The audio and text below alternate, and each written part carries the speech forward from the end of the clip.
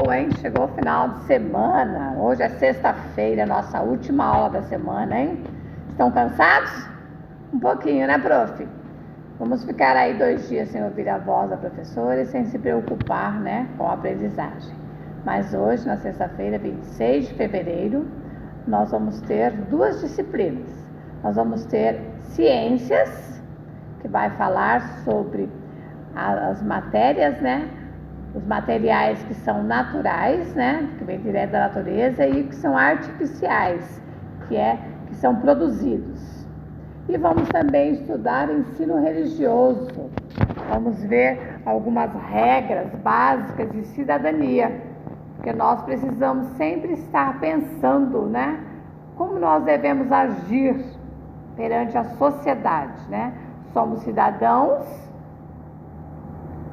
convivemos com cidadãos, mas cada um tem o seu jeito de ser. Por isso nós devemos ter regras básicas para exercer a cidadania social. Então vamos lá, peguem a apostila de ciências e de ensino religioso. Então aqui está, né, a apostila de ciências. Vamos trabalhar as propriedades físicas dos materiais, né? Dentre isso, a gente vai observar o que é da natureza e o que é artificial. Por um exemplo, assim, se eu faço um suco de laranja, da própria laranja, eu tenho um suco natural. Se eu faço um suco daqueles componentes comprados, os sucos que vêm do mercado, ele é artificial, porque foi o homem que produziu aquele pozinho, tá bem? Então, vamos tirar a câmera e vamos iniciar aí as propriedades físicas dos materiais. Então, vamos fazer a leitura. Os materiais usados nas atividades humanas podem ter diferentes origens quando estão disponíveis na natureza. São chamados de materiais naturais. Os seres humanos são capazes de produzir recursos que não são encontrados na natureza. São os materiais artificiais, né? Como eu coloquei. Se nós pegamos uma fruta do pé, uma fruta, né, in natura, ela vai dar um suco natural. Se nós vamos ao mercado e compramos um concentrado ou um pozinho para fazer o suco, ele vai ser um suco artificial. Então, nessa posição é que se coloca, tá bem? Cada material apresenta características próprias, algumas das quais são chamadas de propriedades físicas. Essas propriedades nos ajudam a reconhecer e diferenciar os materiais, assim como decidir qual deles é melhor para cada atividade que desejamos desenvolver ou objeto que desejamos produzir.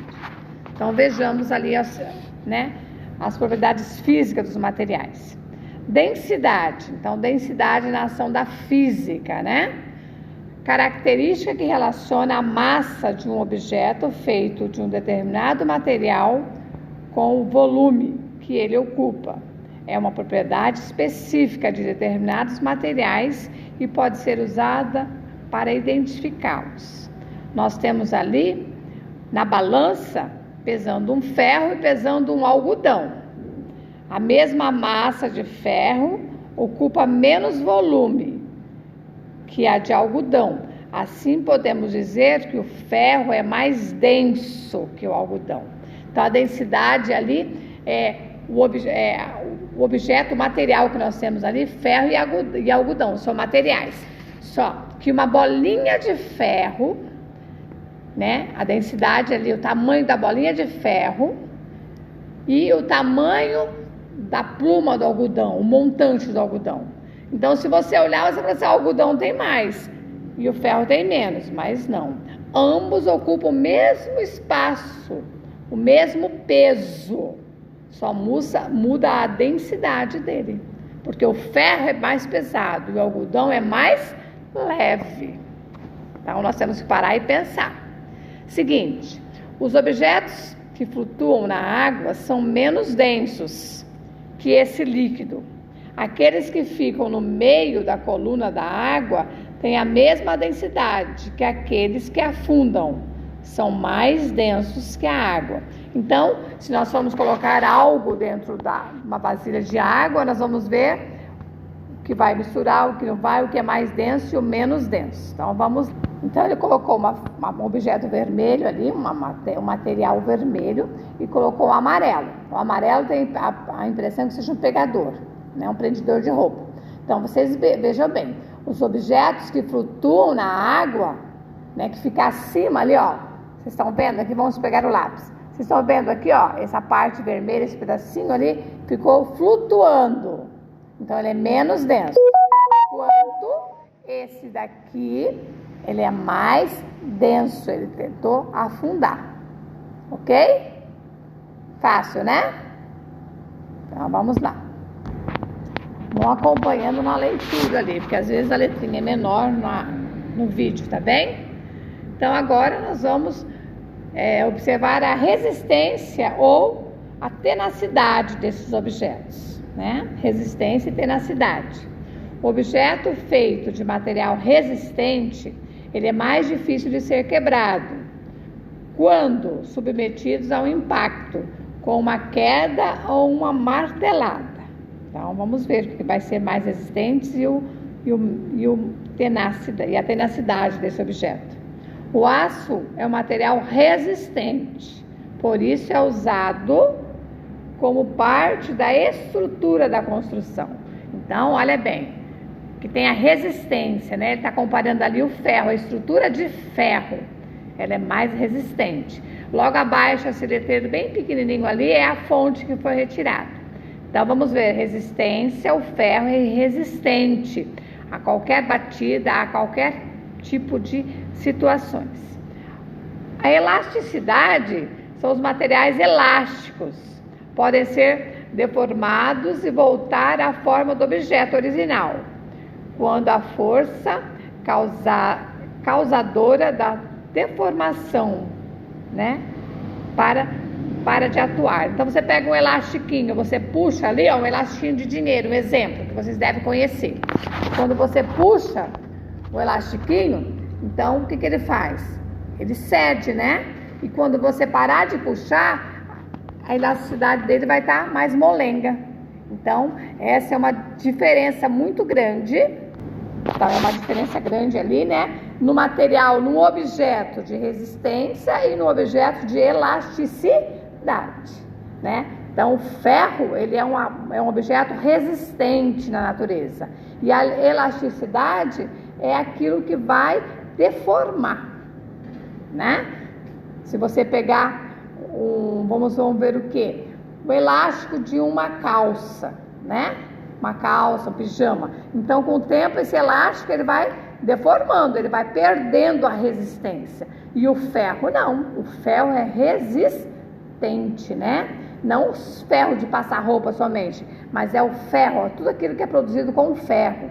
A estrutura metálica, né, dos barracões, as construções, é uma ação de resistência. Então, aí vocês estão vendo a diferença entre resistências e a tenacidade. Tenacidade é a elasticidade. Tudo bem? Então, vamos para a próxima página. Na segunda página, ainda observando os objetos, a dureza e o magnetismo. O que é um objeto dureza? Quanto maior é a dureza de um material, mais difícil, né? O mais difícil é de quê? De fazer o quê? Aqui, ó. Vamos ver aqui, ó. Quanto mais dureza o material, mais difícil é o risco, né? O risco da superfície. Tá bem? Então, para garantir, né? Ele é um material que pode ser usado para escrever, tá bem? Então, ali nós temos ali o lápis e o grafite, né? Então, ó, ele é mais duro, ele é duro. Então, ele é mais fácil de nós riscarmos, de nós escrevermos a superfície de um caderno, né? De uma folha. Então, essa é a parte da dureza. Então, o lápis é duro. O magnetismo são os materiais que são atraídos por ímã. São chamados de materiais magnéticos, né? Quem aqui já viu um ímã, né? Quem a mãe tem aqueles enfeites de geladeira, atrás é um ímã. Então, se você pegar uma imã daquele numa agulha, ela puxa. Qualquer coisa metálica dele, ela puxa, numa colher, num garfo, né? Então, essa é a ação metálica. Então, aí são observar a dureza, o lápis, a caneta é duro, né? Você escreve, ele está ali. E o magnetismo é o que tem o ímã, aquilo que puxa um outro material que tem aço. Vamos ver agora, né? Daí falou sobre os ímãs ali embaixo. O condutibilidade, que é um objeto que tem... O que vem a ser essa palavra? Condutibilidade. Então, nós vamos ver que o que quer dizer essa palavra condutível? Ela pode produzir o calor ou a eletricidade. Então, vamos analisar ali a térmica, a condutibilidade térmica. O que ela indica? Indica a capacidade dos materiais de conduzir energia térmica, ou seja, o calor. Os materiais que não conduzem bem a energia são chamados isolantes térmicos, tá? Então, o alumínio é um bom condutor térmico, por isso é muito usado na fabricação de panelas, permitindo que a energia térmica ao fogo passe de forma eficiente para o cozimento do alimento. Mas, cuidado, encostar em uma panela quente pode causar queimaduras.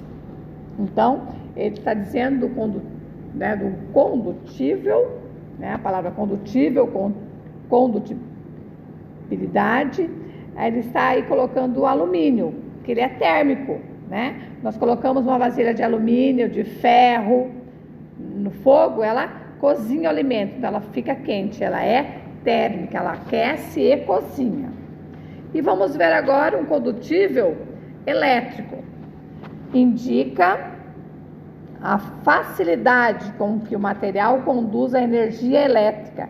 De forma geral, os materiais metálicos são bons. Alguns materiais não permitem a passagem da corrente elétrica, que são chamados de isolantes. Por exemplo, o cobre é um condutor elétrico, por isso é muito usado na fabricação dos fios da nossa rede elétrica.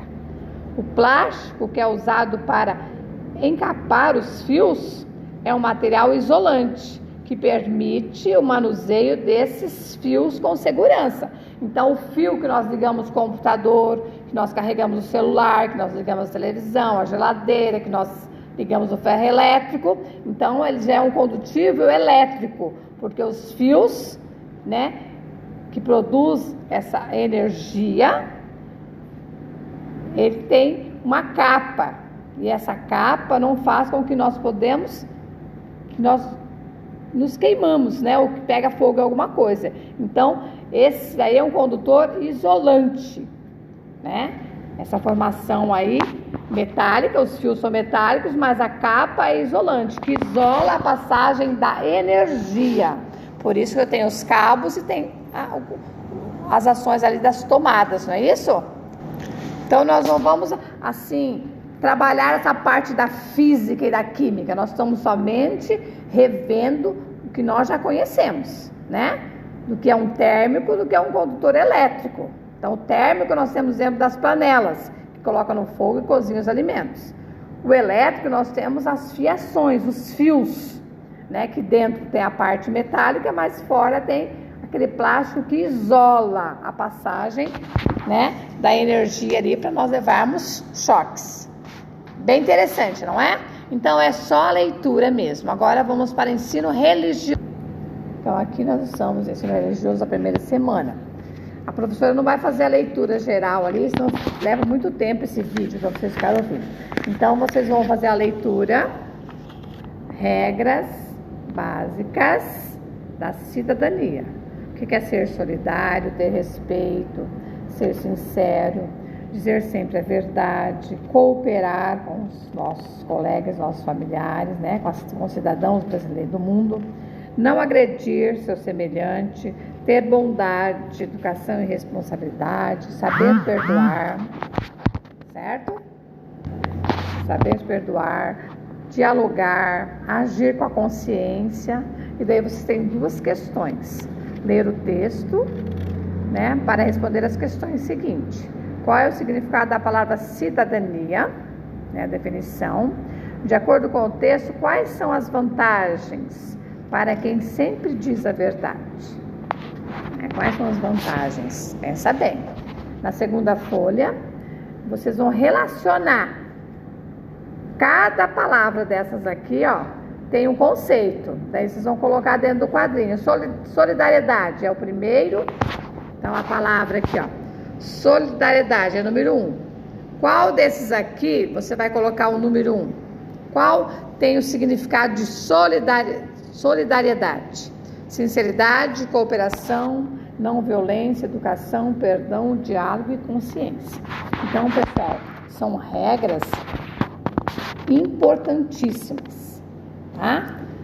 Essa aula de religião, de ensino religioso, tudo é importante, mas essa é para o nosso conceito básico, para o nosso pensamento, que cidadão nós somos, que cidadão que nós queremos ser, né?